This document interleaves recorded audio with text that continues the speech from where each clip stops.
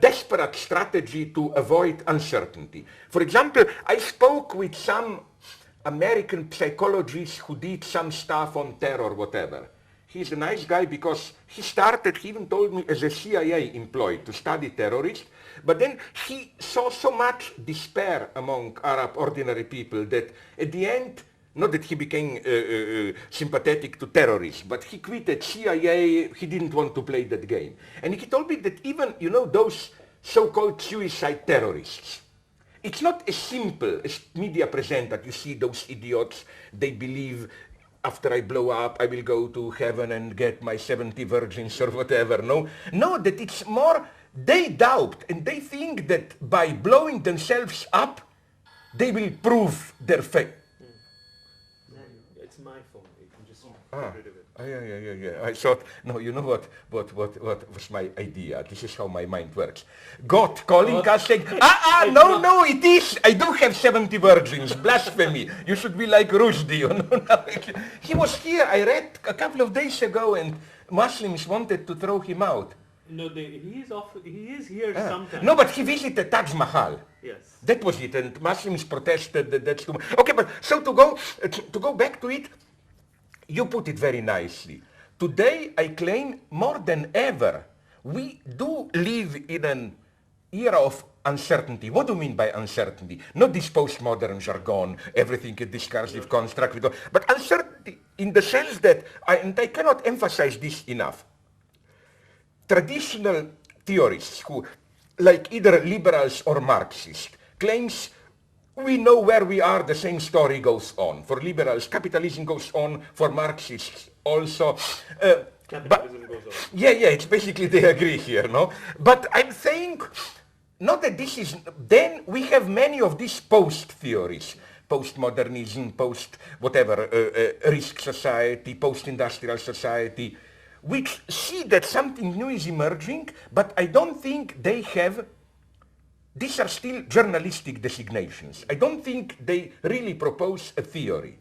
And I am here like Pascal, but you taught me this lesson. How, when something new is emerging, the dialectical paradox of history is that the only way to really get it is to try to be faithful to the old. Then you see what is new. For example, Pascal himself, early modernity.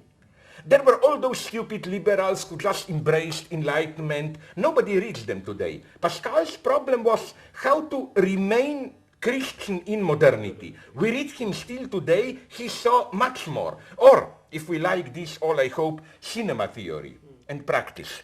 It was precisely those authors who, at the beginning of sound films, who first resisted it. They saw much more deeply the potentials, like the Russian school, Eisenstein, Chaplin. You can develop in early Chaplin talking films. All the stages of his, he started with city lights where there are just a couple of sounds of objects. Then you have modern times where you, very nicely, in modern times you hear only mediated speech. You hear when somebody listens to a radio. You don't hear any direct speech. Then only with Hitler film, with The Great Dictator, you hear voice. And then the voice is Hitler's voice, basically. Also this nonsensical voice. So what I'm saying, you see somebody who was, in this sense, conservative, saw much more the dark potentials of the new. So I'm not saying we should forget about Marxism. I'm just saying that we really don't yet know where are we today. Some intellectuals think, even Badiou once used this phrase, we all know what is happening, global imperialism and so on, we just don't know how to mobilize people politically. No, I don't agree with this. I think the problem is not simply the political one. I don't think we really know what's going on today. For example, this is what desperately I will try to do in my next books. For example, critique of political economy. I know there are now many good Marxist analyses, which even some of them predicted the financial crisis. But this totally basic question, Marx has a certain model of exploitation. Does it still hold today? Can we still repeat today a kind of a critique of political economy? Because if you immediately apply Marx, you can see that in some way it doesn't work. I always do annoy my leftist friends like this example. Take Venezuela.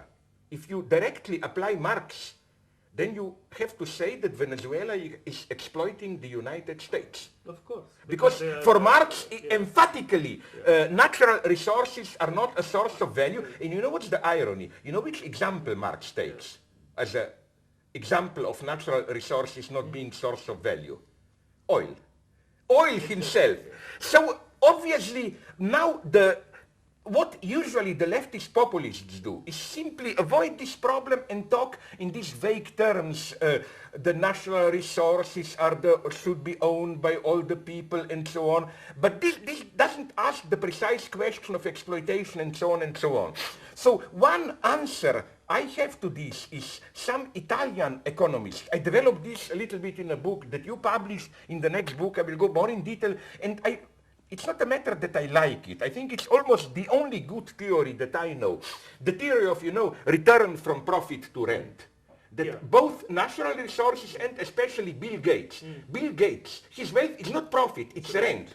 This is where I try against Marx. He's too simplistic there to rehabilitate this notion of general intellect as the intellectual substance. And I think that's how Bill Gates functions. He monopolized, privatized part of our general intellect, and we are paying all rent to him. So, but you see all these problems, or the big problem, which I also do a little bit about it in the book. For example, China. What is really going on there? Is it simply, I think that really maybe something new is emerging, like to put it in simplistic terms, a new form of capitalism which no longer, as liberals hope, will bring sooner or later democracy, but which can survive maybe even better without democracy. And I think the worst and most dangerous thing that Westerners can do is to put this down just to cultural differences. The stupid Chinese, they don't know democracy, of course. No. I think, and here I think it's already attractive in Eastern Europe, for instance. Slowly it's spreading around. What I do, I think in this book, but in next book it will be more about it. I even think that in a way, something we are, by we I mean here in Eurocentric sense in the West, we are inventing our own mode of so-called capitalism with Asian values. Look at figures. Alain Badiou gave me this example. Although they are different, but what do Sarkozy and Berlusconi share? This kind of a comical attitude of a new authoritarian capitalism where its authoritarian structure is not the old authoritarianism. Berlusconi is not one morning Italians will awaken, I proclaim emergency state. No, you retain all your personal freedom, sexual obsessions, consumerism, blah, blah. But at the same time, Italy is in an emergency state. The truly worrying thing is that, how should I put it, political life proper is gradually disappearing, dying down. The truly depressing thing, if you go today to Italy and France, is not Berlusconi or Sarkozy. It's how totally demoralized the opposition is. French Socialist Party is in total disarray. In Germany, in Italy, the left simply doesn't know what to do, and so on and so on. So again, just to make the point, I think this is one of my very vague hypotheses, that we are returning, not even returning, that, the West was characterized usually, and we in the West even read all other countries through this model. You had some either extreme parties, radical communists, or some parties marginal, targeting a specific population, but these were usually fringe parties. The center was occupied by two big parties addressing the entire population. Some kind of a neutral, permissive left of center, they can be called social democracy, liberal, and some kind of a moderate conservative party. In Europe they are usually called, I don't know, Christian Democrat, popular, whatever. Now I think something different is happening, that the center is occupied by one big party, which is a kind of a neutral, technocratic, permissive party of pure liberalism, which is usually even a little bit of left to the center, tolerant. And then the only alternative to it is as the only